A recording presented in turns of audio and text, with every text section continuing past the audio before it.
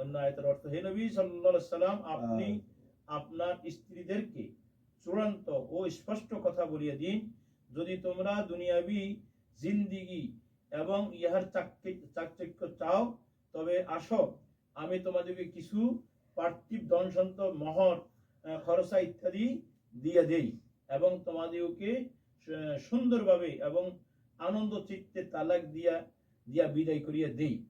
আর যদি তোমরা আল্লাহ তাআলার সন্তুষ্টি ও তাহার রাসূল সাল্লাল্লাহু আলাইহি সাল্লামের বিবাহে অভাব অনটন ও দরিদ্রতার সহিত থাকা এবং আখিরাত এর উন্নত মর্যাদাকে চাও, তবে ইহা অন্তরে বসাইয়া লও যে তোমাদের মধ্যে নেক আমলকারিণীদের জন্য আল্লাহ তাআলা অনেক বড় বিনিময় ও সওয়াব তৈয়ার করিয়া রাখিয়াছেন।